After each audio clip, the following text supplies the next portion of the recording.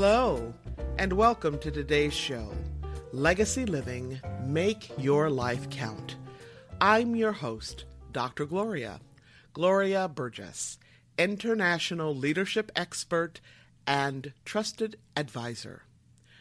Welcome to Legacy Living, Make Your Life Count.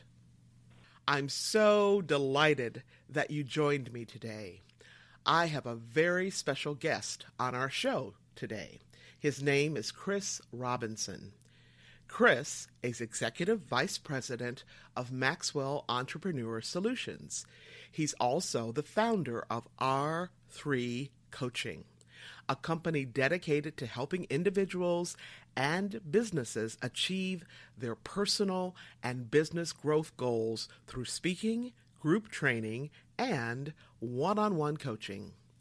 Chris is a founding partner of the John Maxwell team, and as the newly appointed Executive Vice President of Maxwell Entrepreneurial Solutions, he is a product of the product. He leads a global team of over 30,000 speakers, coaches, and trainers. Chris has dedicated his life to enhancing others by speaking and teaching on leadership and personal and professional development. More importantly, he is the father of 11-year-old triplets, a 7-year-old, and 4-year-old twin girls. Today's topic is being. A topic that is near and dear to my heart, and I can't think of a better person, a better leader, a better human being to address this topic than Chris Robinson. Now, I met Chris in 2012. We were both attending an international John Maxwell team conference in Florida at a beautiful place in Orlando. And when I met him and heard him speak so passionately about his life, he was on fire. So I can't wait to host my friend, mentor, and colleague, Chris Robinson. Before I bring Chris in, I want to take just a moment, to connect the dots between today's topic on being and legacy living. Now, there are many, many ways that being connects to legacy living, which you'll hear more about later in the show. For now, let me say that legacy living is a way of being and a way of living in the world, so that we make the conscious choice to be the difference we want to see in the world. We make the conscious choice now, today, not in some distant future.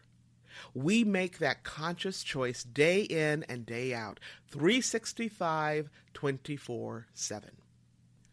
All right, more about that later. Let me bring in my friend, mentor, and colleague, Chris Robinson.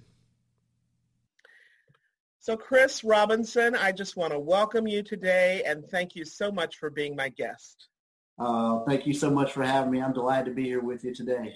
Thank you. Thank you. So Chris, I know you have an amazing story, and I would love for you to tell our listeners, just a little bit about you, your background, and how did you get to where you are today? Oh, wow. Well, it's been a phenomenal journey, a personal growth journey for me to get where I am today. Today I serve as the Executive Vice President for the John Maxwell team, which is the largest speaker, coaching, training, certification program on the planet now, with the number one leadership guru in the world. And to think that I would be sitting here in the role of leading that organization today was really a long stretch of a vision. And I tell you what I'm doing today is because of personal growth and development. And, it was because of a dream and desire to simply help people. I started out, really diving into personal growth and development about 16 years ago when I was working for an organization as a salesperson. So here I was, a salesperson inside this organization going, how can I grow and become a manager inside this organization? Now, on paper, I knew that all things were equal, but I had to stand out. I could sell just as good as the next person, but how can I get myself to stand out? Well, I decided I was going to take some courses at a local church at that time, and they were offering a course by John Maxwell, the 21 Laws of Leadership, on VHS, so the big tube TV and a VHS, and I decided I was going to take that course. And I began to listen to John Maxwell. I began to apply the principles inside the workplace. And then I took every single course that they offered by John that year because this personal growth stuff was really working. And I decided to, I was implementing things inside the workplace. I was getting promoted on the job. The organization I was working with was growing really fast. And I just truly fell in love with personal growth and development. Well, a year later, they had decided to ask me if I wanted to facilitate those courses by John Maxwell. Now, this was a big step, Gloria. This was a big step. They said, Chris, and so I asked them, I said, well, what does this consist of? I've taken all the classes, but what do I need to do? They said, well, Chris, when you come inside the classroom, press play on the VHS, and when you're done, turn off the lights. Now, I didn't think it was that big of a job, but pressing play is the stepping stones to me standing here in front of you today. So I would go back inside those classrooms. I would press play. I would turn out the lights. I would fill out the workbook. And I was hearing those teachings again for the second time, and I was applying them at a higher level in my life. So what it allowed for me to learn was to stay away from the most dangerous words on this planet. The most dangerous words on this planet are, I've heard that before. Now, I would go back in and people would say, hey, I've heard that before. Those are the most dangerous words in the world. And so when you catch yourself asking, or saying those phrases, I've heard that before, you need to shift that to a question and ask yourself, how well do I do that? Because if it keeps coming back up and you keep hearing it again and again, you've got to measure how well do I do that? And is there room for improvement? Really needs to be the question. But I was going back inside that classroom. I was pressing play. I was turning out the lights. I was applying the workplace. I continued to get promoted on the job. And then, I had the opportunity to attend my very first conference. Now, I know most of the listeners are probably conference junkies and the personal growth junkies. And you all remember your first conference that you went to. My first conference that I actually paid to go to was T.D. Jakes' very first Mega Fest. Wow. So this was in Atlanta, Georgia. I lived in St. Louis, and I went down to the Atlanta Dome, and this place was filled with people, thousands of people. And, there was a life-altering moment. That entire weekend, I watched the stage of speakers. I went to breakout sessions, but there was a breakout session that changed me forever. There was a vendor booth that was happening inside the vendor hall, and there was a speaker showcase. Now, for those that are listening, a speaker showcase is really like a fashion show for speakers. You get 3 to 5 minutes to come out and give your very best. You're on the stage, you're off the stage. And, these people were well-dressed. They were well-spoken. But then at the end of it, they said the magic words, Gloria. They said, these people get paid to speak. I said, oh, my. I said, I like the sound of that. They said, if you'd like to find out more about getting paid to speak, come on to the back of the room, and we'd love to tell you all about it. So I ran back there, Gloria, as fast as I could. And I said, I'd like to find out more about getting paid to speak. They said, we'd love to tell you. We got a 3-day boot camp for $997.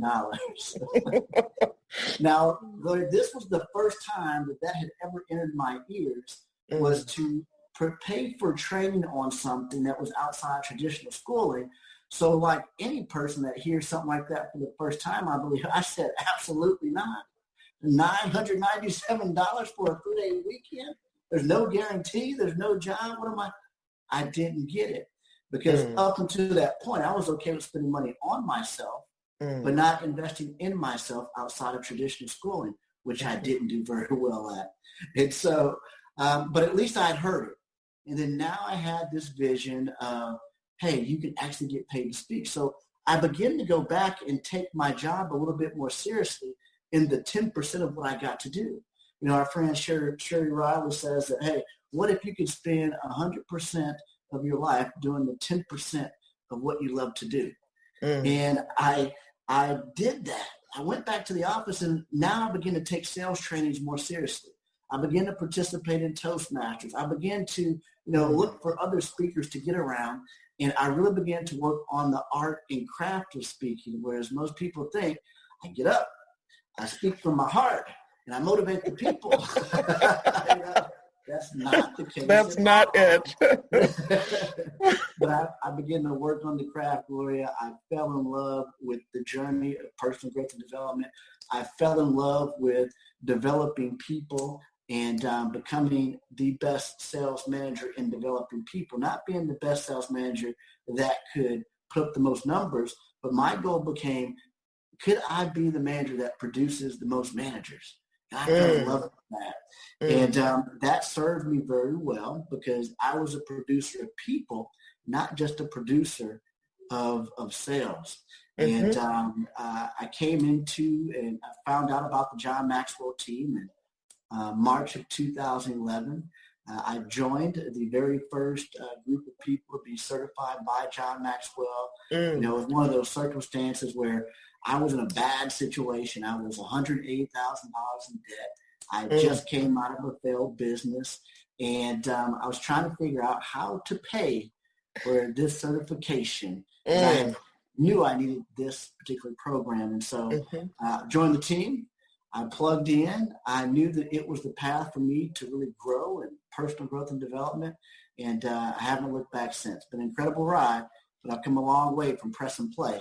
Yes, sir. That's an amazing story, an amazing journey, Chris. So can you say again about that 10%, the 100%, 10%, because that's really a nugget right there. So, it's really getting clear on what you want to do and do well. So it's the question that Sherry Riley had posed to me years ago from her book, Exponential Living, is what if you can spend 100% of your time on the 10% that you love to do? Or the 10% best of you, or the 10% of your gift. What if you can spend 100% of the time doing what you are absolutely gifted at? And I didn't realize it at that time, but that was really the shift for me is, what I loved about my job as a sales manager in this growing company was purely people development. All the other stuff I could do without, but what I fell in love with was training and developing people to become better leaders and better individuals. All right. Well, thank you, Chris.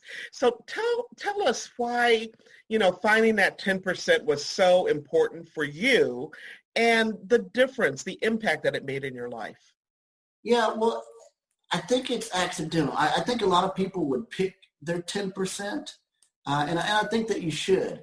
But I think the 10% was discovered as a result of how I was impacted. Was I a naturally gifted speaker? Absolutely not.